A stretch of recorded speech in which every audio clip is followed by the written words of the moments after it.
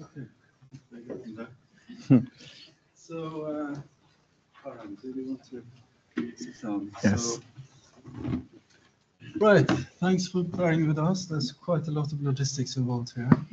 But welcome everyone to this climate and development seminar, which today focuses on personal stories of environmental justice campaigns. I hope this microphone is working. Does it seem to be working? Okay, let's hope that's the case. So today I'm delighted to welcome and introduce Mr. Alok Shukla, who joins us online from India and will be speaking to us shortly with the help of Dr. Priyanshu Gupta, who will be helping with the translation, and is also joining us online. So welcome both of you, and thank you for joining. Thank you. So Alok Shukla is a convener with the Save Chhattisgarh Movement, an informal alliance of grassroots movements across the state of Chhattisgarh in central India. He's also a founding member of the Hasdeo Aranya Resistance Committee, a grassroots movement uniting forest-dwelling villages across the region. Growing up in the mineral-rich state of Chhattisgarh, he witnessed the profound environmental and social devastation wrought by extractive industries. As a result, he has dedicated his life to protecting the water, forest and land of central India, as well as supporting the Adivasi people, the traditional stewards of the land. He led a successful community campaign that saved 445,000 acres of biodiversity-rich forests from 21 planned coal mines in Chhattisgarh. For this work, he was awarded the prestigious 2024 Goldman Environmental Prize, which has been awarded since 1990. I looked it up this morning, and is considered the Nobel Prize for the environment. It's a very high-ranking award that has been given. I'd also like to introduce and welcome Dr. Priyanshu Gupta, who's a faculty of the Indian Institute of Management in Lucknow, where he teaches and doing research in the area of sustainability, public policy, and forest governance. He's been associated with the Hasdeo Aranya movement in various capacities for over a decade, and he's doing research and reflecting on the movement's issues, strategies, and its societal and ecological implications. And he holds a PhD from IIM Calcutta. We will be starting, we'll start by showing a video about the campaign, followed by a talk for about 30 minutes, followed by Q&A. And just a heads up that we'll have a short break just before 1 o'clock for those who have other commitments or would like to join the IDS member seminar starting then. And last but not least, here to facilitate the talk and the discussion after is Karan Shingal, who's a student on our MSc in climate change at the moment, and who's worked incredibly hard over a long time to make this happen. So thank you, Karan, and I'd like to hand over to you now to take us from here. Thank you. Let me just translate till now. So many thanks everybody and Professor Otto and all the students gathered here for this opportunity to talk about movement. Alokji. जी सो हसदेव नदी एक basically Chhattisgarh की बहुत एक पेलिनियर एक river है और उसके catchment का जो जंगल है उसको हम हसदेव अरण्य के रूप में जानते हैं। मध्य भारत का बहुत ही एक प्राकृतिक साल का इंटैक्ट फॉरेस्ट एरिया है जो कि 900 स्क्वायर किलोमीटर क्षेत्र में फैला हुआ है। सबसे महत्वपूर्ण ये है कि ये जो जंगल है इसका लगभग 80% जो एरिया है वो डेंस फॉरेस्ट है इस पूरे जंगल का और बहुत ही रिच बायोडाइवर्सिटी इलाका है ये। इस पूरे जंगल को यदि हम देखते हैं तो कई जो महत्वपूर्ण यहाँ पे फ्लोरा फौना है, वाइल्ड लाइफ का हैबिटेट है। यदि हम देखते हैं ये पूरा क्योंकि जंगल वाइल्ड लाइफ के हैबिटेट के आधार पे तो कई ऐसे मैमल्स हैं जो शेड्यूल 1 के हैं यहाँ पे, और करीब 9 ऐसे मैमल्स हैं, एलिफेंट है, स्लॉथ बियर है, लेपर्ड है, ये यहाँ पे पाए जाते हैं।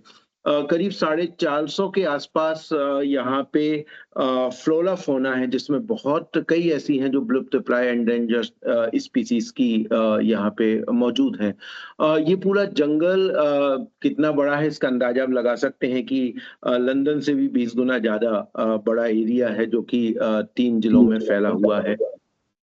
तीसरा, ये जो जंगल का सबसे एक महत्वपूर्ण है, इसके साथ जो वाइल्ड लाइफ का एक हिस्सा है, प्रियंश भाई पिछला स्लाइड जस्ट की, ये कॉरिडोर उपलब्ध कराता है वाइल्ड लाइफ के लिए, और महत्वपूर्ण टाइगर रिजर्व को कनेक्ट करता है ये। तीसरा, इस जंगल का जो बहुत महत्वपूर्ण है वो है पानी का, क्योंकि इस जंगल से जो बह के आने वाला पानी है जो हसदेव नदी में जाता है, और हसदेव नदी में बना हुआ बांगो जो डैम है, जिससे लगभग 3 लाख हेक्टेयर जमीन को सिंचाई होती है। डबल क्रॉप यदि हम उसको टोटल करें तो लगभग 6 लाख हेक्टेयर जमीन सिंचित होती है। और सबसे महत्वपूर्ण है कि ये जो जंगल है वो ग्राउंड वाटर का रिचार्जिंग है। सभी पूरी ड्रिंकिंग वाटर जो है 4 से 5 जिलों के लोगों को ड्रिंकिंग वाटर इससे उपलब्ध होता है। सो बहुत इंपॉर्टेंट फॉरेस्ट एरिया है, चाहे वो बायोडाइवर्सिटी से हो, चाहे वो वाइल्ड लाइफ हैबिटेट के आधार पे हो, इकोलॉजी यहाँ की, चाहे इकोलॉजिकल एक सेंसिटिविटी इस इलाके का हो, पानी के आधार पे, और सबसे महत्वपूर्ण है जो यहाँ के लोग हैं।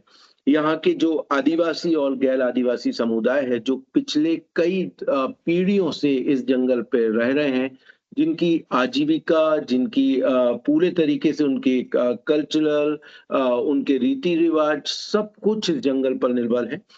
एक स्टडी हुई थी, WII भारतीय वन्यजीव संस्थान, एक सेंट्रल गवर्नमेंट का ही इंस्टीट्यूट है, उसने अपनी स्टडी में ये स्वीकार किया कि यहाँ के लोगों की जो आय है उसका 70% जो है वो NTFP से होता है। तो बेसिकली 3 तरीके की लाइवलीहुड यहाँ बहुत महत्वपूर्ण है, forest based livelihood, water based livelihood, और आपका एग्रीकल्चर बेस्ड लाइवलीहुड। और जो फॉरेस्ट बेस्ड लाइवलीहुड वो मेन लाइवलीहुड इस इलाके की है। सो प्रियांशु भाई, इसको इतना आप ट्रांसलेट करें। Okay. So thank you, everybody. That picture would have given a brief glimpse about Hasdeo Aranya and the core issues, but just expanding on that a little bit. So Hasdev is the name of a local river in the central India, and the forests that provide the catchment for this river are known as the Hasdeo Aranya forest. Now, this forest is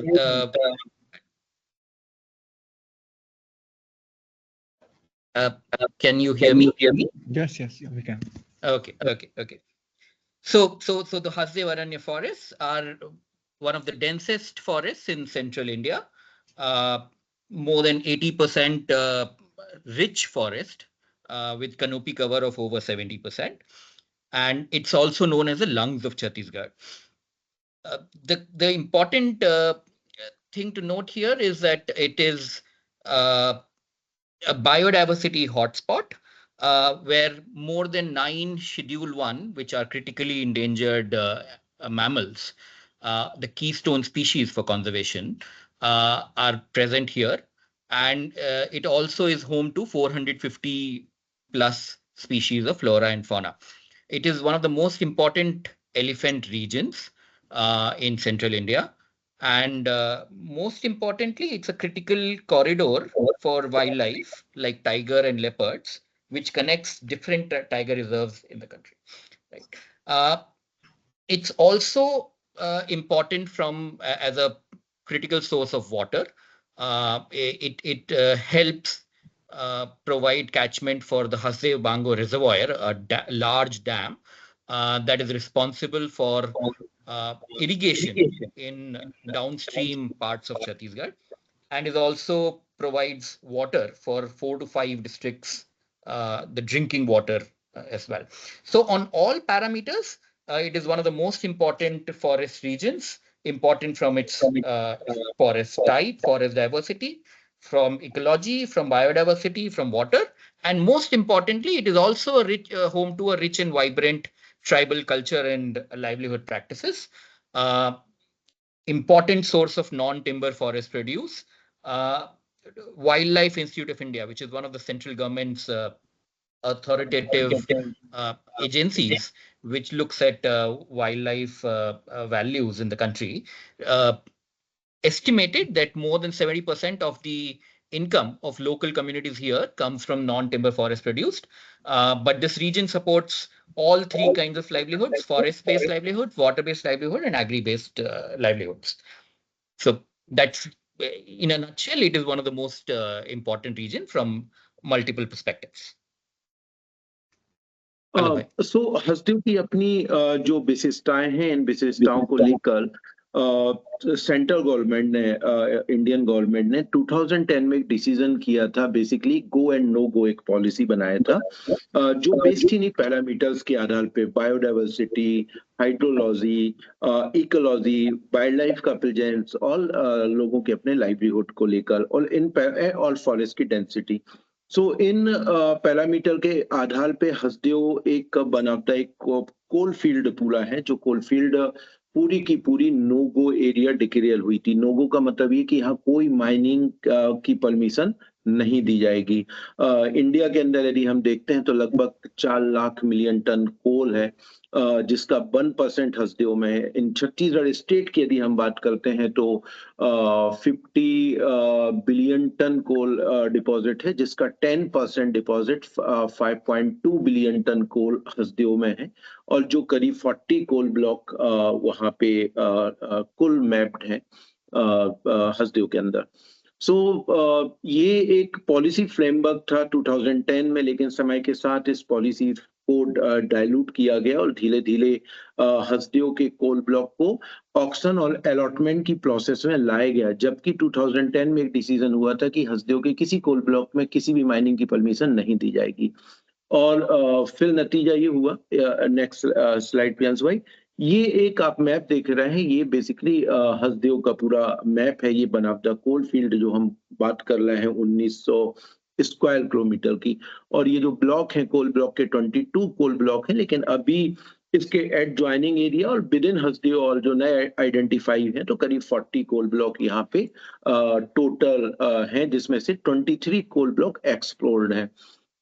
after dilution go no go policy, और उसके बाद यदि हम देखते हैं कि 2014 जो महत्वपूर्ण जजमेंट था इंडिया के अंदर कोल, जिसमें 204 कोल ब्लॉक कैंसिल हुए थे देश के, देन नया ऑक्शन अलॉटमेंट की प्रोसेस शुरू हुई, तो हस्देव के 7 कोल ब्लॉक को अलॉटमेंट रूट से विभिन्न स्टेट गवर्नमेंट की कंपनी को दिया गया। उसमें से एक कोल ब्लॉक है जो पल्सा ईस्ट टिकेटिवासन है, जो कि ऑपरेशनल कोल ब्लॉक था, और उसके बगल में 2 और कोल ब्लॉक को दिया गया राजस्थान गवर्नमेंट को।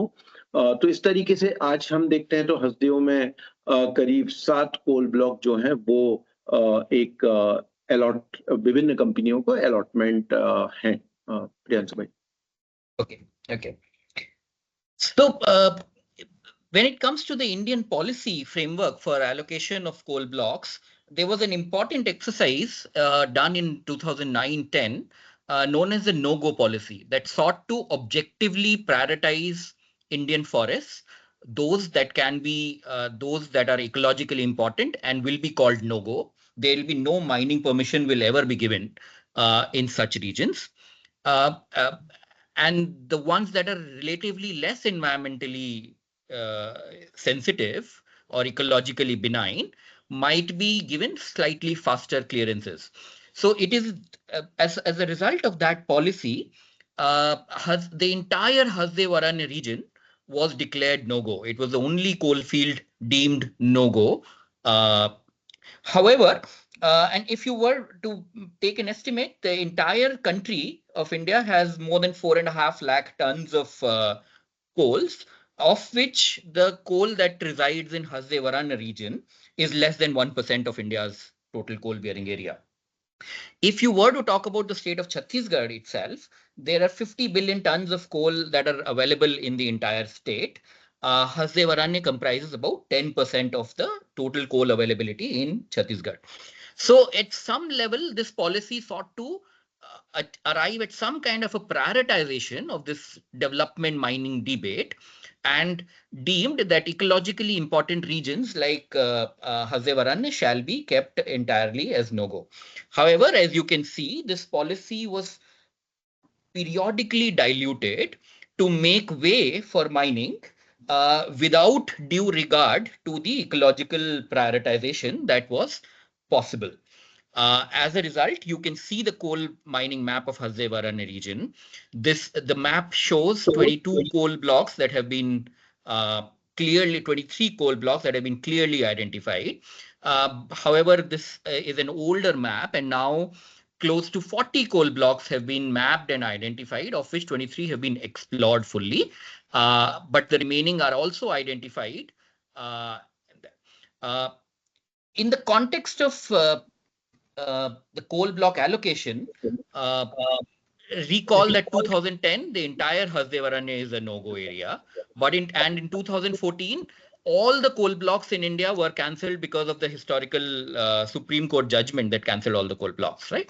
So in that sense, 2014 cancellation was an opportunity to actually apply the policy in its letter and spirit.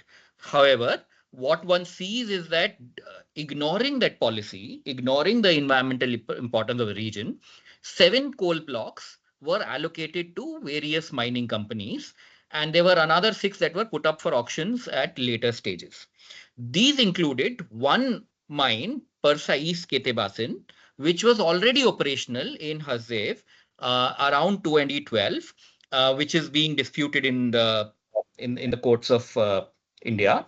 Uh, and adjacent to it, there are another 2 coal blocks, Parsa coal block and the Kete extension coal block. Now, the important thing here is that these 3 coal blocks are allocated to a state or public sector mining company, Rajasthan Rajya Vidyut Utpadan Nigam Limited. However, all 3 of them are eventually subcontracted to be run by Adani, which is the largest corporation in India. So what we can see here is that despite the no-go policy, the challenge of coal mining was imminent, and a large uh, area was allocated to different mining companies and were at various stages of auctions and allocations before the community started resisting. Alok bhai.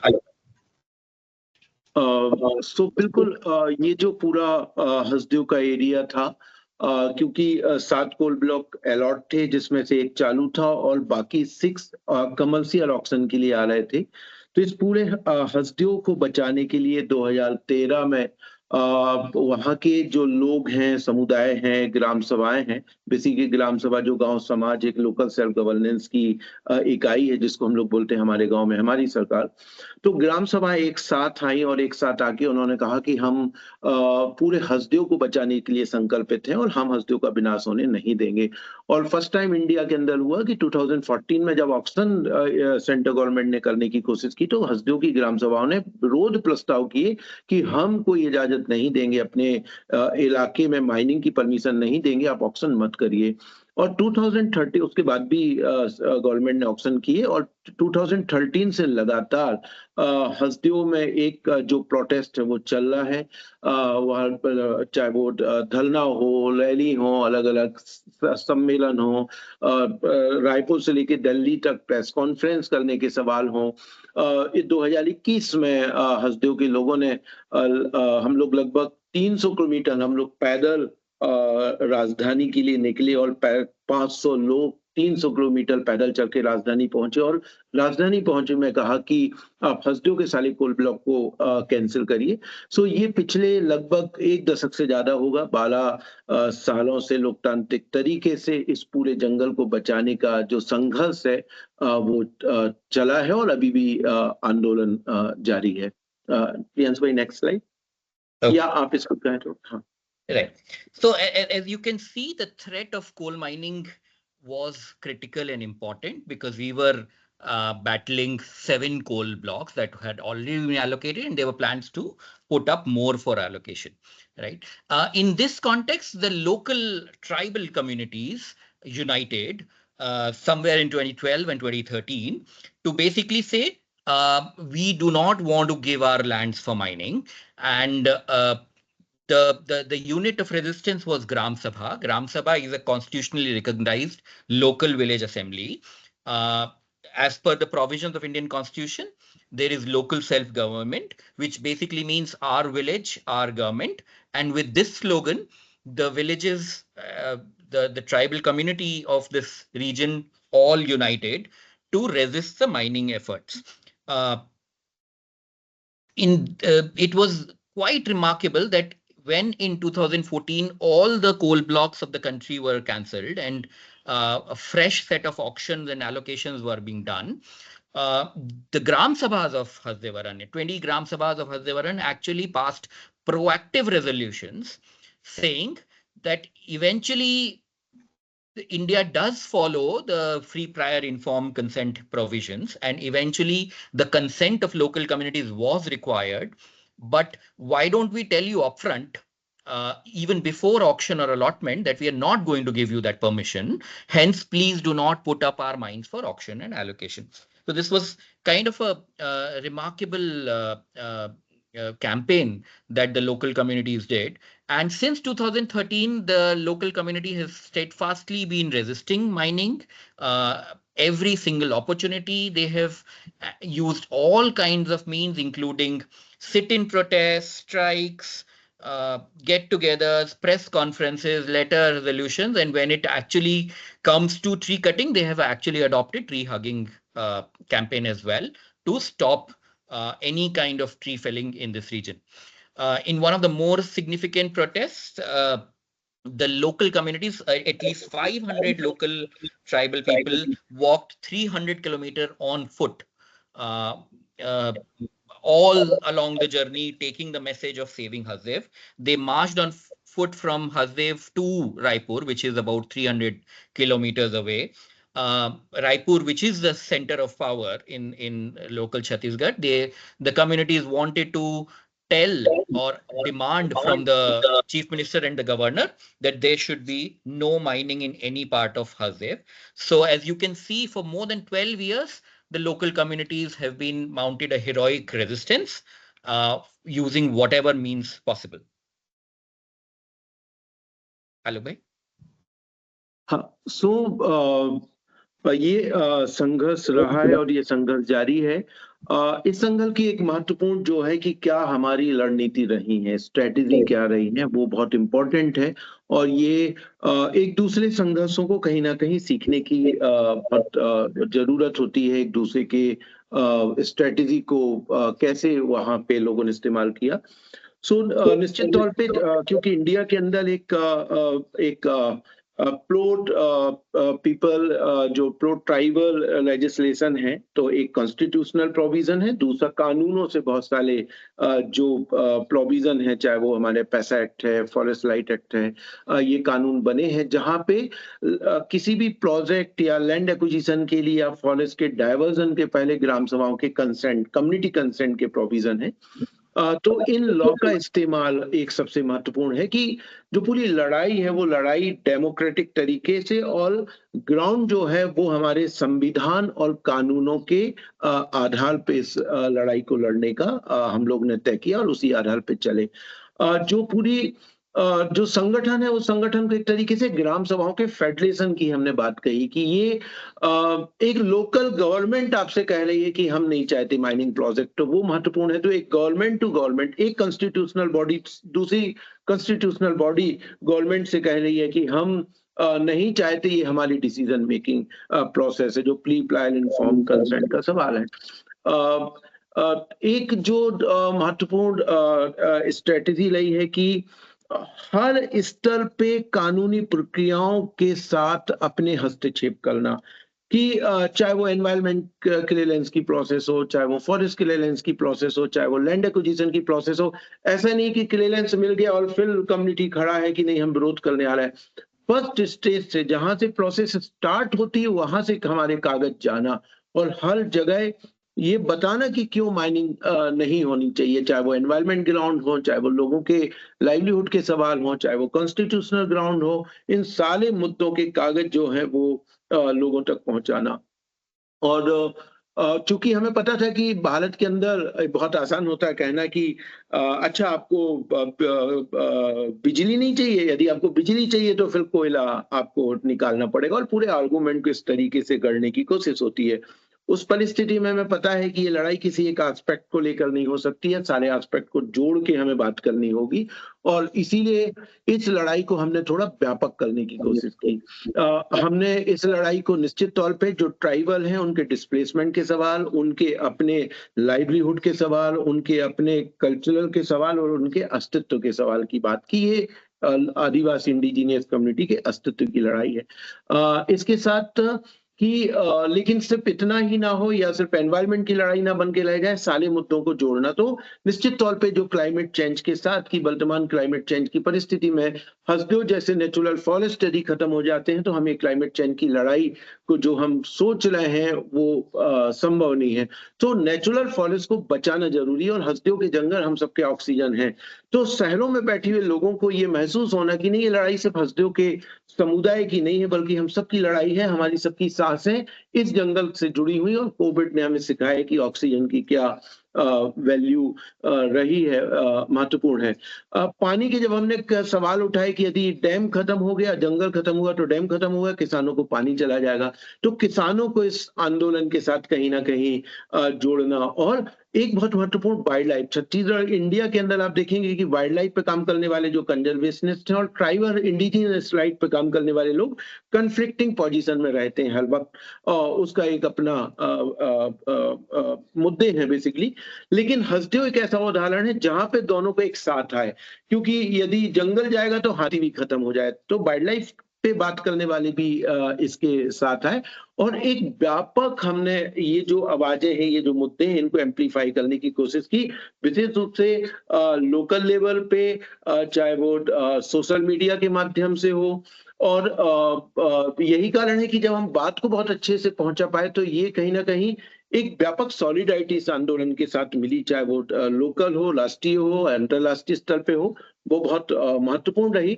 Social media का बहुत impact रहा है इस पूरी परिस्थिति में। एक उदाहरण आपको बताएं, इवन आप लोग कभी जस्ट हसदेव सर्च करेंगे तो छत्तीसगढ़ के जो लोकल छत्तीसगढ़ी लैंग्वेज है उसके जो फिल्मी गाने बनाने वाले हैं, जो यूट्यूबर हैं, इन्होंने इतने गाने आके स्पॉन्टेनियस आके बनाए जो कभी हसदेव नहीं गए होंगे, लेकिन हसदेव को लेके गाने लिखना, गाने बनाना, मैरिज में अपने कार्ड में हसदेव को लेके प्रिंट करना, तो ये एक जो व्यापक सॉलिडारिटी एक बिल्ड हुई। हम ये कह सकते हैं कि हसदेव के आंदोलन ने लंबे समय बाद भारत देश के संघर्ष में, हसदेव के आंदोलन ने पर्यावरण के प्रति एक चेतना का विकास किया, और वो चेतना का विकास सिर्फ लोकल नहीं बल्कि पूरे राष्ट्रीय स्तर पे किया कि नहीं, जंगल बहुत महत्वपूर्ण है हमारे जीवन के लिए।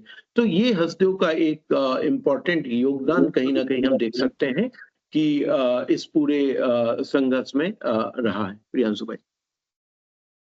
So, as we discussed, that it's been a long struggle, more than 12 years, but the struggle was built on some specific principles and strategies.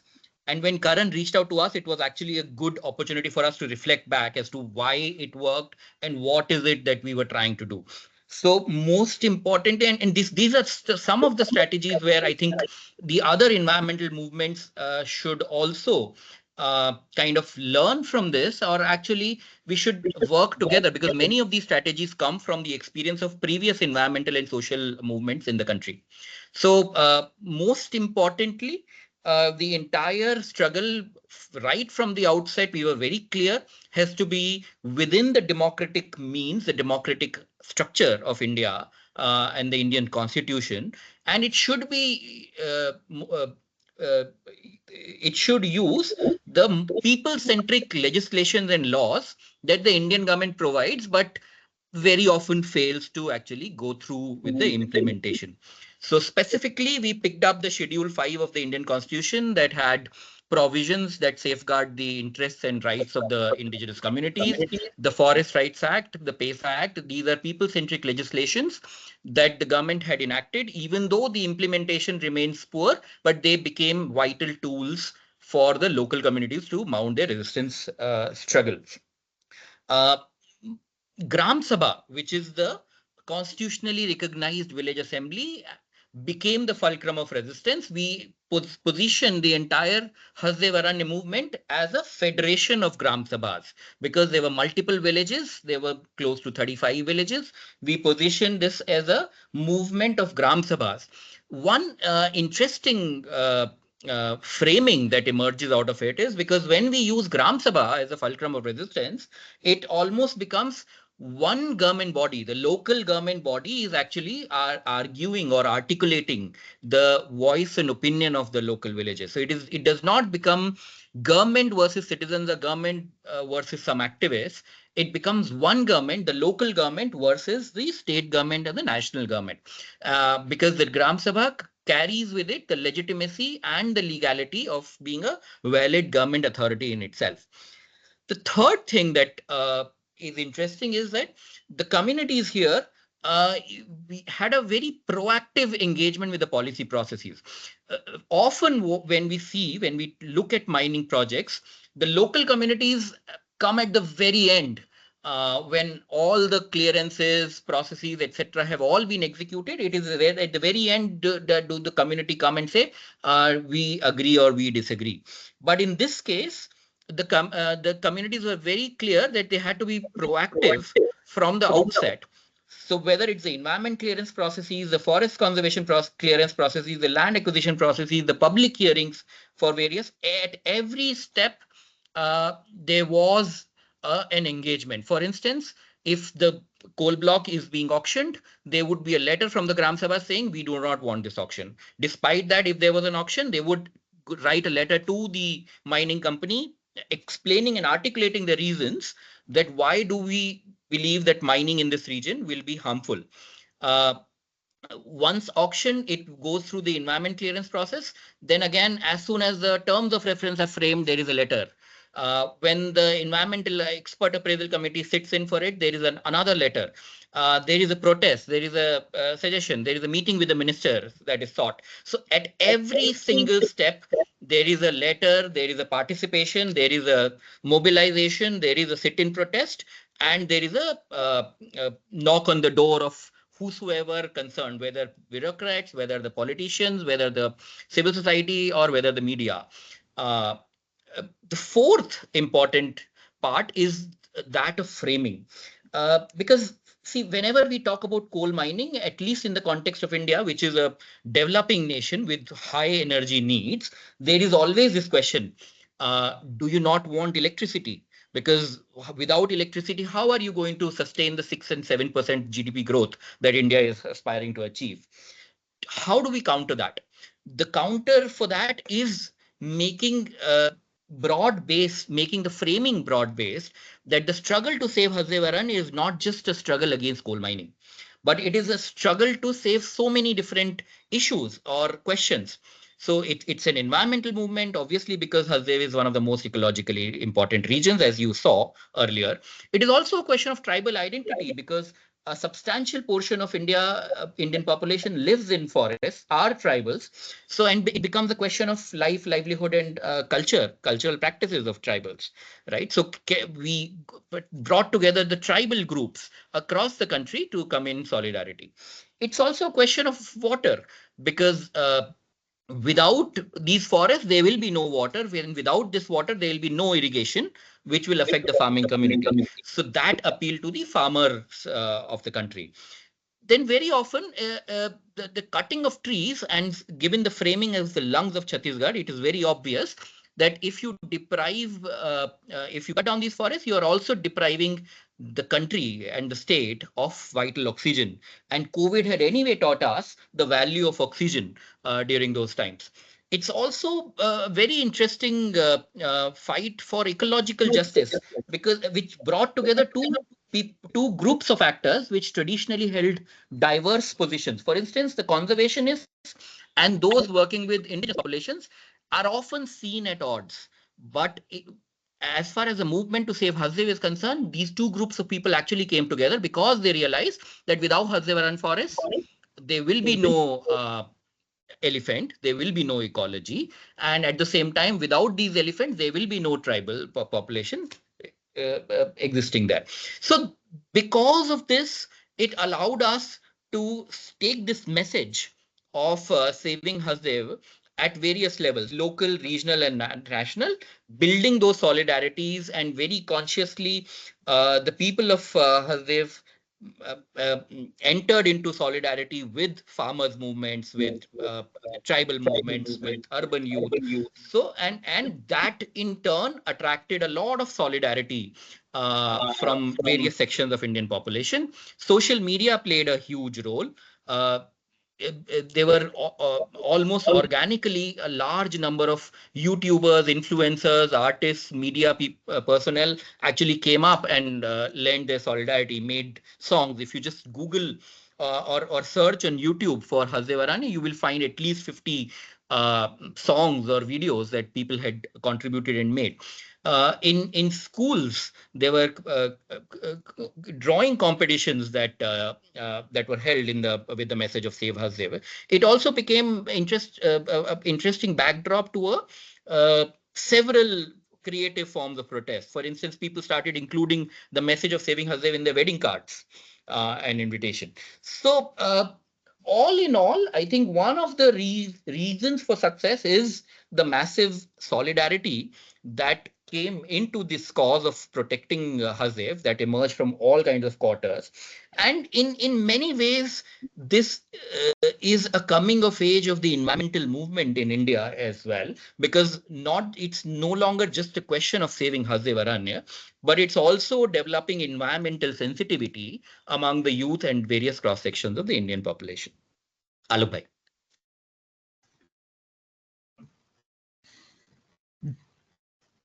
आलोक जी आप म्यूट पे हैं. Hello hello Alok ji, can you hear me? Priyanshu, can you hear me? If you can, I can hear you. He's on mute. Alok bhai mute. आप mute पे आलोक भाई. Can you mute? Oh, sorry. So बस last आखिरी में, क्योंकि फिर हम question answer पे जाएंगे.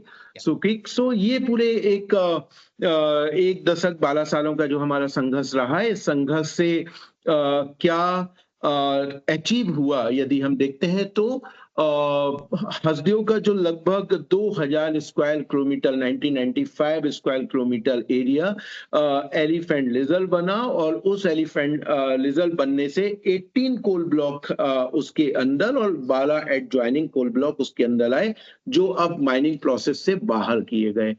पहली बार भारत के अंदर हुआ जहां पे छत्तीसगढ़ विधानसभा स्टेट असेंबली में ये प्रस्ताव पारित हुआ कि हसदेव में किसी भी कोल माइनिंग को इजाजत नहीं दी जाएगी. जो फ्लैश ऑक्शन अलॉटमेंट की प्रोसेस हो रही थी हसदेव के अंदर, उसको तत्काल रोक दिया गया, और जो 7 नए कोल ब्लॉक अलॉट थे उसमें से 4 कोल ब्लॉक जो अलॉटमेंट थे उनको कैंसिल कर दिया गया. तो ये एक बड़ा इस संघर्ष का नतीजा हुआ. हालांकि 3 कोल ब्लॉक अभी भी इस रिजर्व के बाहर है, जिसमें से एक कोल ब्लॉक में माइनिंग चल रही है, परसा ईस्ट केते वासन, और दूसरी परसा और केते में चालू करने की कोशिश है जो अडानी के पास है, और अडानी पूरी ताकत लगा रहा है उसको आगे बढ़ाने की. तो वहां पे हमारा संघर्ष अभी भी जारी है, क्योंकि हमारी लड़ाई हसदेव के एक पेड़ को बचाने की है. तो निश्चित तौर पे हसदेव का बहुत बड़ा इलाका जो है वो संरक्षित हुआ है इस पूरे संघर्ष के कारण, और जो पूरा हम ये कह सकते हैं कि एक वाइल्ड लाइफ के लिए एक बड़ा हैबिटेट उनका इलाका मिला है. सो ये संघर्ष का नतीजा है, और 3 कोल ब्लॉक में भी हमारा संघर्ष जारी है. सो So just in the interest of time, just quickly recapping the major success and very significant when we look at the Indian environmental context. The 12 years or 13 years of resistance has actually led to nearly 2,000 square kilometer of elephant reserve, the Lemru Elephant Reserve that has been declared now. Now 18 coal blocks of Hasdeo Aranya, another 12 coal blocks from adjoining regions, close to 30 coal blocks out of the 40 odd coal blocks now have been included as part of the elephant reserve, which basically means that these 30 coal blocks, they have been insulated from any further mining processes. We also saw an unprecedented and a unique achievement where all the parties at the state level, at the regional level, came together and passed a unanimous resolution that there should be no further mining in Hasdeo Aranya. It automatically led to withdrawal of all the new coal mines that were coming up for auction allotment, and those that had already been allocated, they were cancelled.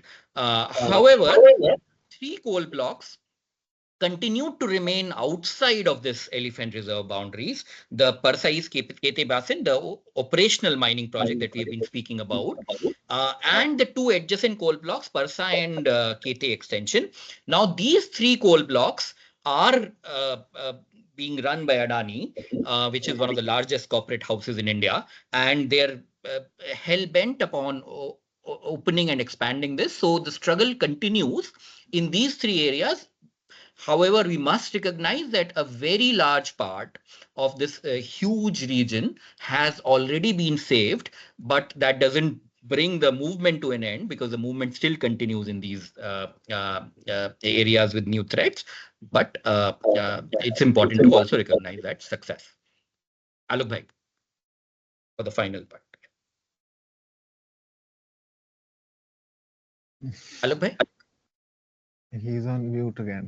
Sorry elephant reserve के बाहर हमारा संघर्ष जारी है उस जंगल को बचाने के लिए, और उस आंदोलन को हम मजबूत करने की कोशिश कर रहे हैं। जो एरिया बच गया है एलिफेंट रिजर्व के अंदर, हम समुदाय के साथ मिलकर उस एरिया को एक कोएग्जिस्टेंस डेवलप करने की कोशिश कर रहे हैं, जहां पे फॉरेस्ट, वाइल्ड लाइफ और लोग एक साथ रहें। और उसके साथ उस पूरे फॉरेस्ट का जो मैनेजमेंट है वो कम्युनिटी आधारित मैनेजमेंट प्रोसेस, जो कम्युनिटी अपनी ट्रेडिशनल प्रैक्टिस रही है फॉरेस्ट मैनेजमेंट की, उसको रिवाइव करने की कोशिश कर रहे हैं। और जो पूरे फॉरेस्ट को रीजनरेशन कैसे किया जाए और एक बेहतर समृद्ध जंगल बनाने की दिशा में हम लोग वहां पे अभी काम कर रहे हैं। और जो हस्दियों का संघर्ष है, हम बार बार ये कह रहे हैं कि जलवायु परिवर्तन का जो संघर्ष, ये संघर्ष जो पर्यावरण बचाने और जलवायु परिवर्तन के हैं, ये सीमाओं में बांध के नहीं देखे जा सकते हैं। ये गांव, शहर, देश की सीमाओं से परे एक व्यापक सॉलिडारिटी की बात होनी चाहिए। और हम बार बार इस बात को कहते हैं कि जब बिजनेस, कॉर्पोरेट अपने बिजनेस को ग्लोबल करते हैं, तो फिर जलवायु परिवर्तन को बचाने का, पर्यावरण को बचाने के, जीवन को बचाने के संघर्ष भी ग्लोबली होनी चाहिए। तो सॉलिडारिटी भी जो कहीं ना कहीं ग्लोबली होनी चाहिए, ये हमारा मानना है। यही है, बाकी बहुत शुक्रिया, धन्यवाद। So the way forward, as we said, there are some parts of Hasdeo Aranya that continue to remain outside of the elephant reserve, specifically the 3 coal blocks where the threat of mining continues. There is ongoing resistance to protect this region and make sure that there are no trees cut in this region. And within the large part of Hasdeo Aranya that falls under the elephant reserve boundaries, the effort is now to regenerate and rejuvenate those titles through a community-centric process, using the traditional knowledge and indigenous practices to revive that forest and actually build a model of sustainable forest-based economy there. But also, very importantly, we must realize that the fight for climate change is a global fight. We are all in this together because it requires a global solution. The issue of water, air, land is not a local issue. It is a global issue, especially in this context of climate change, and we have to all come together. And it's very important to recognize, if the corporates or the global capital can come together in this day of globalization, why should this solidarity remain individualized or local? Is it the fight against climate change also has to be global? And in that context, we hope we can carry this message in whatever form and shape in our everyday lives to support and lend solidarity to movements like Hasdeo Aranya anywhere across the world, because we are all together in this fight. And with that, thank you very much. Happy to take questions.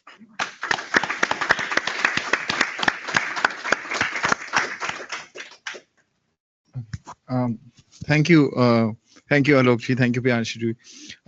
हम काफी बार India के विकास के बारे में बात करते करते भारत का विकास भूल जाते हैं। I just said to him thank you for a great talk. Often in chasing India's development we forget Bharat, and that's the people of India who often get forgotten in the chase for development. So these stories bring that back. Okay, in the interest of time, anyone who has to leave for the 1 p.m. seminar can ask their questions first, and then we can move on to the rest of the people.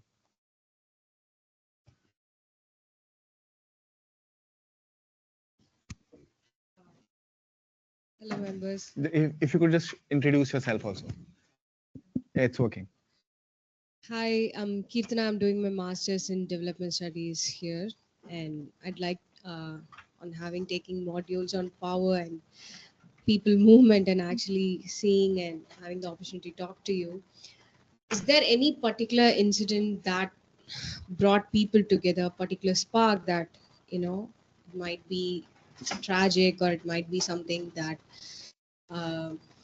displayed hope that essentially brought people together to start this big movement? And also, I don't know, in this changing climate of how the government sees, and I could see when this happened, there was some other government in Chhattisgarh, and 2023 the governments have changed, and you're also talking about a big player who is in close nexus with the central government now. And just simply, how are you alive and how you are doing this? That's it. Thank you so much. Priyanshu ji, आप translate करेंगे या मैं करूं? He understands the question. Alok Okay, bhai, great. अगर question. All right, ठीक है. So फिर भी या Okay. फिर भी आइए प्रियांशु भाई हाँ थोड़ा। So सवाल यही है, एक तो ये कि क्या कोई ऐसा इंसिडेंट था ट्रैजिक या हैप्पी जिससे लोग साथ में आए, नंबर 1। नंबर 2, आप इतने बड़े कॉर्पोरेट से लड़ रहे हैं, सरकार चेंज हुई 2023 में, तो उसका क्या प्रभाव रहा, और इतने बड़े कॉर्पोरेट से आप लड़ रहे हैं, तो ऐसी कैसी चुनौती है आप आप अभी तक अलाइव कैसे हैं और कैसे इस मूवमेंट को चला पा रहे हैं? देखिए 2 स्तर पे इसकी बात है। पहला ये कि जो समुदाय है, जिनका जो वहां रह रहा है, जिनका जंगल जमीन अस्तित्व जा रहा है जो कई पीढ़ियों से, सो उनके पास तो कोई विकल्प ही नहीं है लड़ने के अलावा, या तो वो लड़े या फिर वहां से चले जाएं। सो उनके लिए तो कोई ऐसी घटना या उसकी जरूरत ही नहीं है, क्योंकि उनके हाथ से सब कुछ जा रहा है। लेकिन निश्चित तौर पे या हमारे जैसे लोगों को कहें, मैं तो कहूंगा कि लोग बोलते हैं कि आप हसदेव को बचाने के संघर्ष में क्यों हैं, तो मैं हमेशा बोलता हूं कि आप प्लीज एक बार उस जंगल में जाइए। रायपुर से ड्राइव करके आप उस जंगल में जैसे ही पहुंचेंगे और आपको पता चलेगा कि जंगल खत्म होने वाला है, तो आपको वहीं से प्रेरणा मिलेगी कि नहीं, ये जंगल नहीं कटना चाहिए, बहुत खूबसूरत जंगल है और हम लोगों के लिए इम्पोर्टेंट है। निश्चित तौर पे व्यापक सॉलिडारिटी कैसे हुई, ये एक बड़ा सवाल है। व्यापक सॉलिडारिटी हसदेव को लेकर, क्योंकि जो एक हसदेव के आंदोलन की जो एक सततता, कंटिन्यूटी बनी रहना, तो कोई ऐसा नहीं हुआ कि कोई घटना हुआ और लोगों ने रिस्पॉन्ड किया, बल्कि लोग हर वक्त अपनी बात को अलग अलग तरीके से कहते रहे। तो ये बात लोगों तक पहुंचाई लोगों ने, और जब डिफॉरेस्टेशन की सडनली एकदम से तेज कोशिशें हुई, तो उसको लेके लोगों के मन में काफी आक्रोश हुआ कि यार आप कैसे कर सकते हैं कि 1 दशक से लोग उस जंगल को बचाने के लिए लड़ रहे हैं, इतना खूबसूरत जंगल है जिसको बचाने के डिसीजन खुद राज्य सरकार के रहे हैं, केंद्र सरकार के रहे हैं, आप उससे कैसे अपने आप को पीछे ले सकते हैं। और वो एक कह सकते हैं कि कहीं ना कहीं एक उस सॉलिडारिटी को बढ़ाने का काम किया। जो दूसरा सवाल है कि निश्चित तौर पे अब तो भारत क्या दुनिया के सबसे ताकतवर कॉर्पोरेट है अडानी, उनके खिलाफ हम लड़ रहे हैं। और पहले तो ये होता था कि सरकारें कॉर्पोरेट को मदद करती थी, सरकारें इन्फ्लुएंस होती थी कॉर्पोरेट से। अब सरकारें कॉर्पोरेट के द्वारा चलती हैं, सरकार नियंत्रित, कॉर्पोरेट नियंत्रित सरकार चल रही है ग्लोबली। आप देख लीजिए, अभी तो यूएस भी हो गया तो जो यूएस में लोग अभी देख रहे हैं वो हमारे यहाँ पिछले 11 सालों से चल रहा है। तो भारत के अंदर एक बात निश्चित तौर पे हमें कहने में कोई संकोच नहीं है कि जो रिसोर्सेस की लड़ाई है, इस रिसोर्सेस की लड़ाई में कॉर्पोरेट के खिलाफ जो लोग बोलने वाले उनको पूरे तरीके से टारगेट किया जाता है, अलग अलग तरीके से टारगेट किया जाता है, और एक पूरे डेमोक्रेटिक स्पेस को खत्म करने की कोशिशें लगातार जारी हैं। अलग अलग तरीके के आपके ऊपर हमले होते हैं, आप विकास विरोधी होते हैं, आप तो देश विरोधी कहलाने लगे और ये सारी बातें। लेकिन अंततः हम ये मानते हैं कि ठीक है, तमाम दमन के बाद लोग हैं, उनकी ताकत है। जब लोग लड़ते हैं तो एनर्जी वहीं से आती है और फिर लगता है कि यार जब इनके पास खोने के लिए बचा क्या है, उनका तो सब कुछ चला जाएगा, तो हम कहाँ हैं, तो हम अंततः उनके साथ फिर रहेंगे। Sorry, long answer. So thanks for that question. Very, very insightful and interesting question. So three parts here. So firstly, the question of why do we fight, right? And uh, so it's very important to recognize that for the local communities who actually stay there, there is literally no choice, right? When you are losing your everything, you have no option but to fight. So why do the tribals of Adivasis of Hasdev, or why do the forest dwellers of Hasdev stand up? Because literally there is no other option, right? But then the question is, for other people who are not necessarily belonging to that region, or say from so how does that thought process manifest, right? So the quick answer there is that just come to this region once, right? If you go to this forest, it's a 300-kilometer drive from Raipur. Every time you go into this region, you encounter such a beautiful forest, such a beautiful life, and as soon as you realize that this all of this will go away, and there are local people who are not willing to, who are still fighting, you will automatically get pulled in if you are even a little bit sensitive, right? So that is probably the answer as to why we fight, and why we do what we do. uh, the second question, right? Is there a spark? Is there a particular movement which gave energy to this movement and the generation of that solidarity? The answer is probably no. And I think the most important factor is probably the continuity. Here is a movement where the local Adivasis are continually sitting on protests, strikes, demonstrations for almost 10 years, right? So, and they have not lost any space. So for the last decade or so, there has been a story on Hazev every year, right? Whether it's a small story or small incident, right? But which basically gave the fuel that when massive deforestation was being planned, it automatically brought together consciousness among a lot of urban youth, citizen, environmentalists, and all, because here they were able to say, "Ki, the people have been resisting for last 10 years. We still live in a democracy. How the hell can you actually suppress that movement which has been there?" So that continuity built the foundation for a generation of an organic solidarity when the things really got tough. To the third question, what is the role of the government and the corporate? And see, this is a very, very interesting times, not just for India but for the world. Earlier, we used to say that there is a state-corporate nexus. The state used to be influenced by the corporate. Now we are in the zone where corporates run the government. We have seen that in US in recent few days, but obviously we have been seeing that in India for a long time. So this is a big fight. It is a tough battle, and anybody who opposes the corporate mining projects are targeted. There are all kinds of threats, all kinds of challenges that one faces. You are called anti-development, and now you're called anti-national. But then when you look at the faces of the Adivasis who are sitting there, who have nothing to lose, they are steadfast in their resolution. That gives you energy. If you don't stand up with them at this moment, then you're not on the right side of justice. So this is probably the long-winded answer to your question. Thank you so much for that question.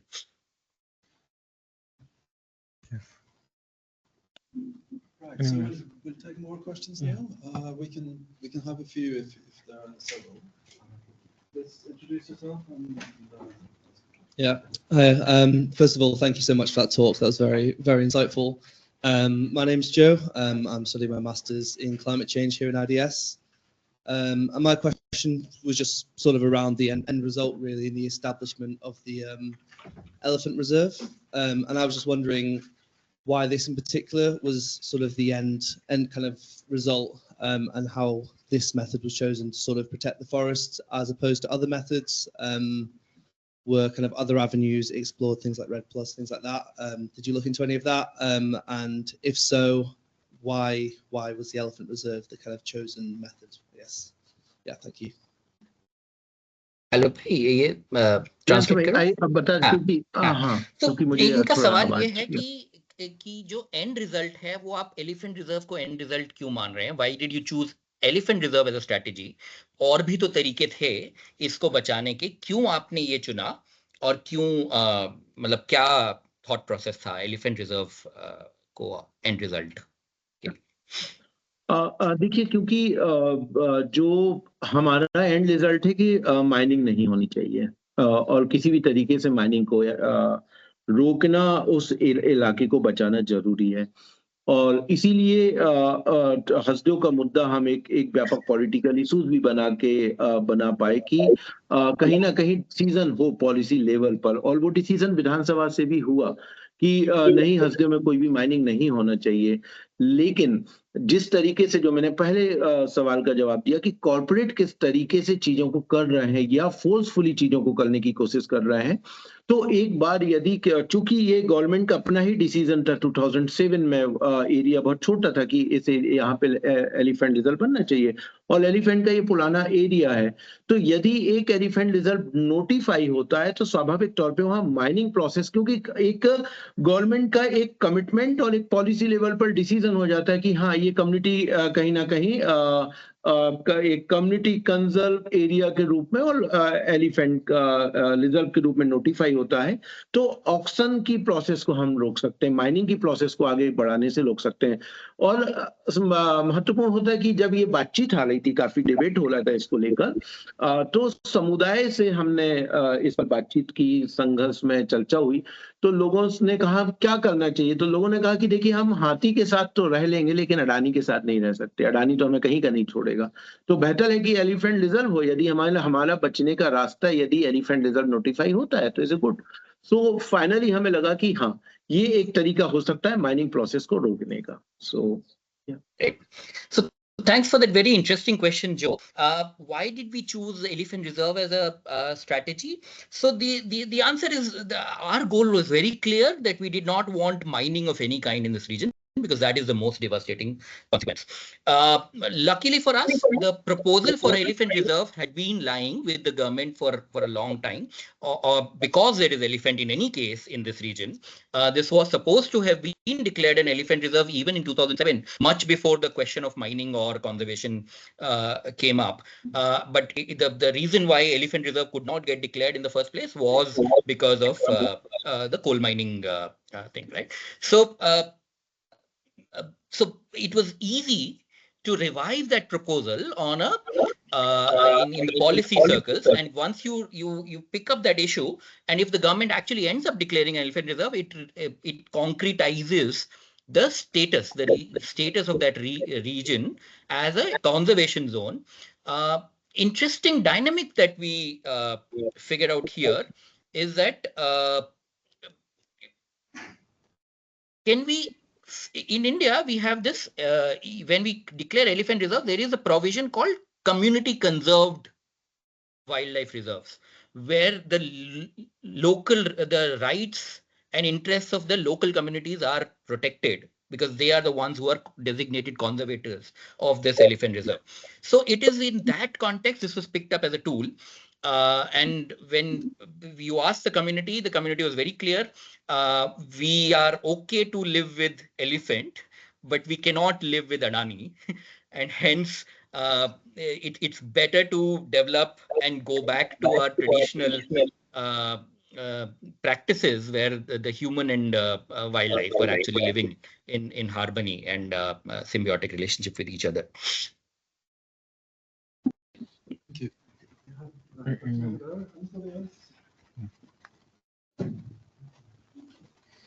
Hi, can you hear me? Hello? Yeah. Yes, we can hear you. I'm Anisha. I'm doing my PhD in international development.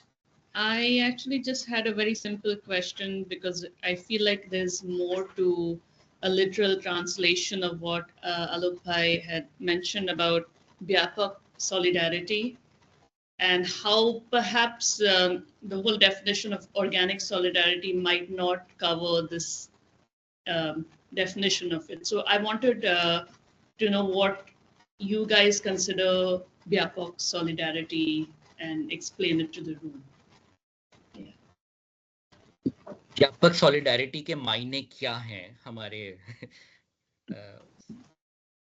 हाँ, सो देखिए व्यापक solidarity हम देखिए जो पिछले लगभग 2-2.5 दशक हो गया मुझे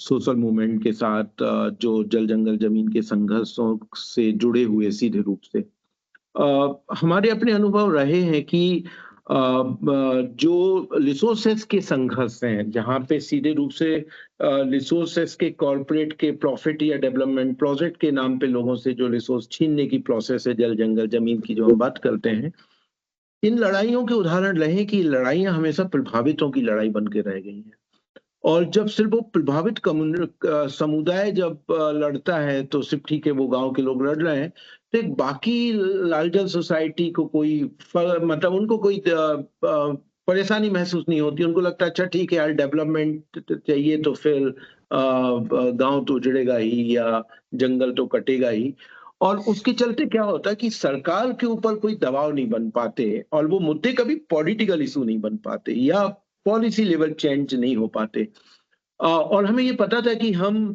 हसदेव में कोई एक कोल ब्लॉक नहीं है 40 कोल ब्लॉक है अडानी जैसे पावरफुल कॉर्पोरेट से भारत में इस समय लड़ना ये बहुत कठिन था और बहुत चुनौतीपूर्ण लड़ाई था और हमें ये लग रहा था कि यदि हम सिर्फ गांव के लोगों के को सिर्फ लड़ाई स्थानीय होगी सपोर्ट ग्लोबल होगा लेकिन सिर्फ यदि सपोर्ट सॉलिडारिटी नहीं होगा सिर्फ स्थानीय संघर्ष के आधार पे हम इस जंगल को बचा नहीं पाएंगे जो हमें लग रहा था और हमें इसीलिए लग रहा था कि उसको एक व्यापक सॉलिडारिटी एम्पलीफाई की वो लोग जो सीधे रूप से प्रभावित नहीं है हालांकि आज के समय क्लाइमेट चेंज में हम सब प्रभावित हैं लेकिन जो अपने आप को मानते हैं कि भाई हमारा उस जंगल से क्या लेना देना है वो लोग कैसे उस जंगल के लिए खड़े हो सकते हैं चाहे वो पानी के सवाल पे हो चाहे वो ऑक्सीजन के सवाल पे हो चाहे वो वाइल्ड लाइफ के सवाल पे हो चाहे वो क्लाइमेट के सवाल पे हो ये एक व्यापक सॉलिडारिटी और देखिए हम इस बात को स्वीकार करना पड़ेगा कि अंततः एक जो अर्बन वाइस है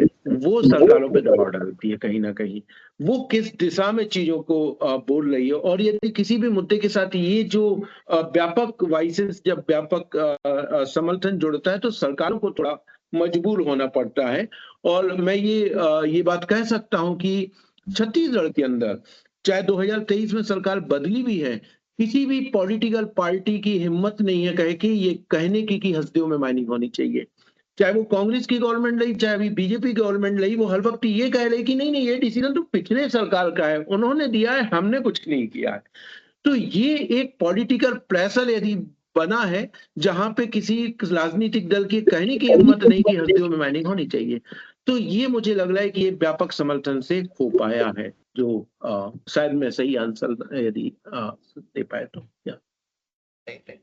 So the question is very tricky, Anisha, and I think there is no one definition of what this global or widespread solidarity that we were talking about. In the case of Hasdev, we were very clear from the outset, given the experience of 2.5 decades, that if the movement remains local, nobody is going to pay attention to it, right? Unless we are able to attract the pulse of the local youth, the urban citizens, make it an issue of tribals, make it an issue of farmers, it doesn't cut ice with any government.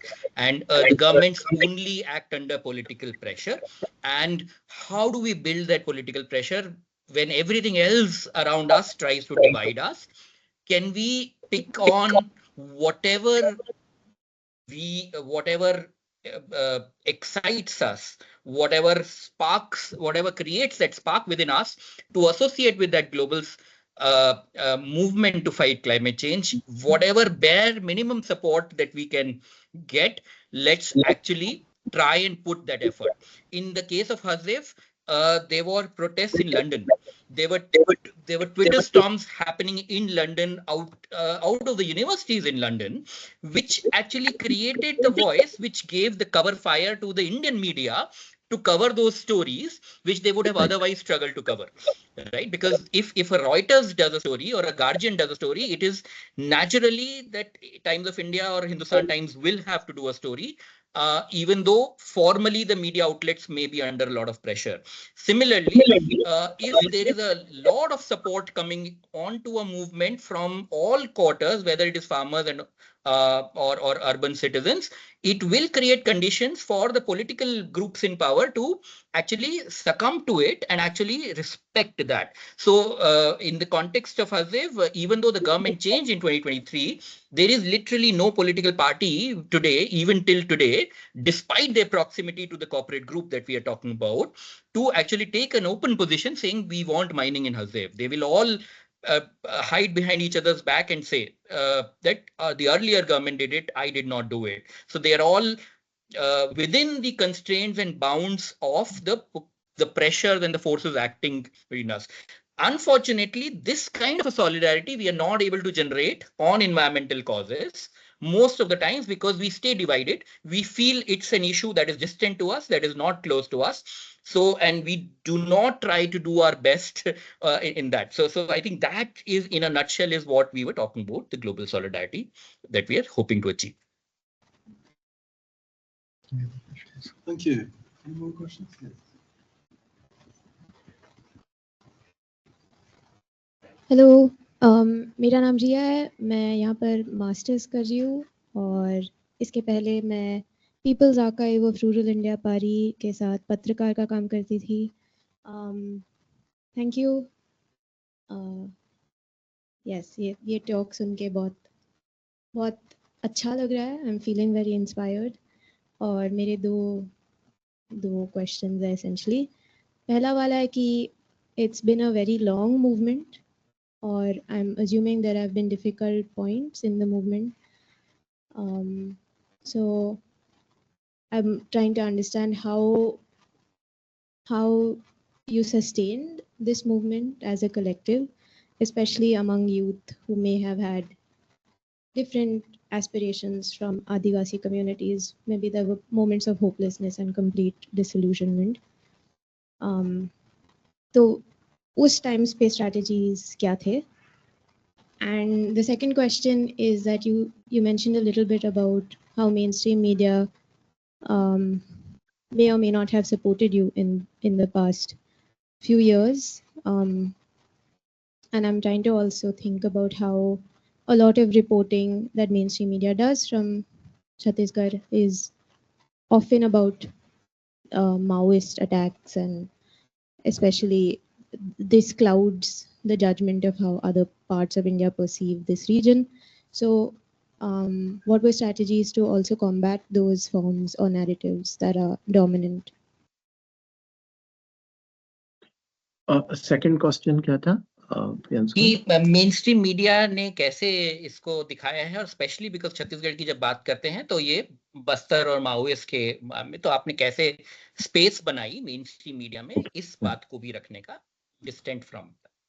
Okay, सो देखिए, पहला तो है कि निश्चित तौर पे देखिए, हम ये नहीं बिल्कुल नहीं कह सकते कि पूरे तरीके से यूथ, पूरा का पूरा यूथ आपके आंदोलन में है, निश्चित तौर पे, क्योंकि कॉर्पोरेट सबसे पहला हमला यूथ पे करता है और यूथ को तोड़ने की कोशिश करता है बहुत अलग अलग तरीके से। और वो एक जो पूरा एक एम्प्लॉयमेंट के जो सवाल हैं वो दिखते हैं और यूथ कहीं ना कहीं उस दिशा में डाइवर्ट होता है।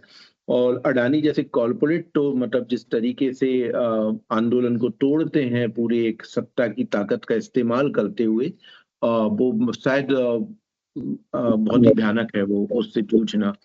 लेकिन ये भी हम कह सकते हैं कि कहीं ना कहीं जो अलग अलग तरीके से जो स्ट्रेटेजी रही है, क्योंकि हमें ये पता था कि यदि यूथ इस आंदोलन में नहीं होगा तो शायद ये आंदोलन बहुत लंबे समय तक चल नहीं पाएगा, क्योंकि ठीक है सपोर्ट सॉलिडारिटी बाहर से होगी, लेकिन जो स्थानीय संघर्ष है वो मजबूत बना रहना चाहिए।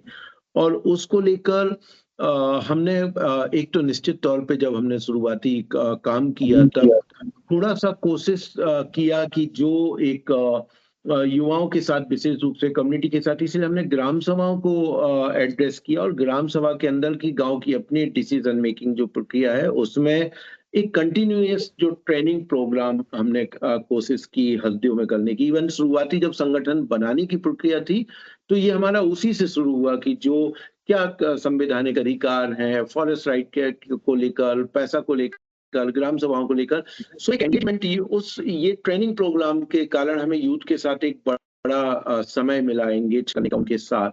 और दूसरा ये कि वो थोड़ा सा एक पीछे जाना कि हम किस लाइवलीहुड की तरफ जाने वाले हैं, जो हमारा जनरेशनल जो एक सस्टेनेबल लाइवलीहुड है उसके बजाय हम कैसे एक जो जहाँ पे माइनिंग होने वाली उसमें क्या काम मिलने वाला है ना, और वो उसके बाद क्या होगा अगले 10 साल 20 साल के बाद। कुछ हम लोग कोशिश कर पाए, कुछ एक्सपोजर विजिट, हालांकि छत्तीसगढ़ में उसकी बहुत क्योंकि कोलबा बगल में ही बड़े बड़े माइनिंग एरियाज हैं जहाँ 30-30 सालों से माइनिंग प्रोजेक्ट चल रहे हैं और लोग उसको देख पा रहे हैं, वहाँ के इम्पैक्ट देख पा रहे हैं, जहाँ पानी के संकट है, लोगों के आज भी पुनर्वास नहीं हुए हैं। मतलब जिन लोगों ने 40 साल 50 साल पहले जमीन दी है आज उनकी जनरेशन बदल गई लेकिन उनकी रिहेबिलिटेशन नहीं हुए। तो ये सारे जो इम्पैक्ट हैं वो उन माइनिंग के अनुभव को समुदाय के साथ बैठना, बातचीत करना, उसको थोड़े डॉक्यूमेंट्री के माध्यम से देखना समझना, ताकि हम ये चाह रहे थे कि लोग जो डिसीजन ले रहे हैं वो इन्फॉर्म तरीके से लें। वो क्यों माइनिंग का विरोध कर रहे हैं उनको पता होना चाहिए कि हम क्यों माइनिंग का विरोध कर रहे हैं, क्या फायदे हैं क्या नुकसान है। और इसीलिए जब बहुत सारे जर्नलिस्ट जाते हैं तो बोलते हैं कि हस्दियों के अंदर आप किसी से भी पूछ लीजिए उसको पता है कि वो क्यों लड़ रहा है, चाहे वो छोटा सा बच्चा हो चाहे वो एक बुजुर्ग हो। तो ये एक पूरी जो प्रोसेस हम कम्युनिटी के साथ कर पाए, ऐसा नहीं कि गए और हमने कहा विरोध करना तो विरोध करना नहीं। तो हम जब बोलते हैं कि 12 सालों का संघर्ष, ये वो कैपेसिटी बिल्डिंग, एक ओरिएंटेशन, लोगों के साथ लगातार संवाद की प्रक्रियाएं, एक्सपोजर विजिट ये हुए हैं कहीं ना कहीं, और यही स्ट्रेटेजी। और अंत में हमारा मानना है कि लोग लड़ते हुए सीखते हैं, लोग खुद लड़ते भी हैं और खुद सीखते हैं, तो ये सबसे महत्वपूर्ण है। दूसरा जो मीडिया का सवाल है वो बहुत महत्वपूर्ण है, क्योंकि हम देख रहे हैं कि भारत के अंदर जो पूरा सिर्फ कॉरपोरेट जो है वो सरकार को कंट्रोल कर रहे हैं और उन्हीं कॉरपोरेट का पूरा मीडिया हाउस ऐसा है। तो आप देखेंगे कि भारत का मीडिया उठा के देंगे तो रिलायंस और अडानी के बीच में डिवाइड हुआ होगा, 50-50% थोड़ा बहुत बचा होगा। सो निश्चित तौर पे ये मीडिया हाउस है, लेकिन उस मीडिया हाउस के अंदर भी कुछ ऐसे मीडिया हैं जो लिखना चाहते हैं। और इवन हम तो ये कह सकते हैं कि हमने इसको कैसे इसको किया, मतलब ये इस बात को हम बहुत खुशी के साथ कहते हैं कि भारत के अंदर हस्दियों एक ऐसा आंदोलन है जिस पर मीडिया ने खूब लिखा है, बहुत लिखा है। और वो कैसे लिखा, हमने पत्रकारों के साथ संवाद किया, हर मीडिया हाउस में जो थोड़े संवेदनशील पत्रकार रहे हैं दिल्ली में बैठे हुए, उनके साथ लगातार एंगेजमेंट, उनके साथ लगातार बातचीत, और वो पत्रकार उस मीडिया में अपनी कहीं ना कहीं स्टोरी की जगह बनाता है हस्दियों के लिए। और मैं ये कह सकता हूं कि यदि हस्दियों का डिफॉरेस्टेशन होता है तो दिल्ली में बैठे हुए बहुत सारे पत्रकार हैं जो दुखी होते हैं, जिनकी एक संवेदनशीलता हस्दियों के साथ जुड़ी है, और ये लॉन्ग रिलेशन के साथ हुई है कहीं ना कहीं। तो इतना, शुक्रिया। Thanks for this. I will try and translate in very quickly. But most importantly, let me also thank you specifically because Pari was one of the first outlets to have covered a couple of stories on Hasdev. In fact, the backdrop of today's presentation is a picture we have actually taken from Pari website itself. In that sense, right? So, to two questions: how do we engage with the youth, especially the ups and downs, the despair, and the management of aspirations? The answer is, I mean, it's a difficult answer, but can be translated very simply into saying that you work on a lot of capacity building, a lot of awareness generation.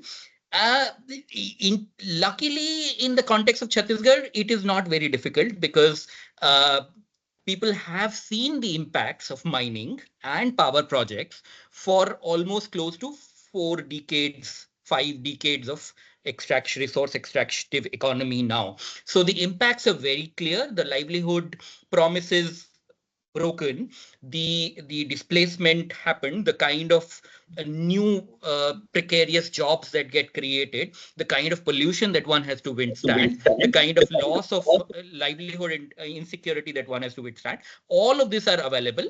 But this can also be done through exposure visits, and as Alok bhai said, that a lot of it is training on the go, because nobody is born an activist.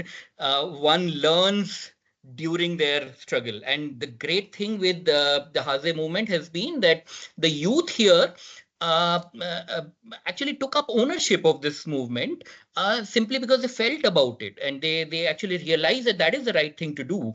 And if they don't fight, the consequences will be far worse.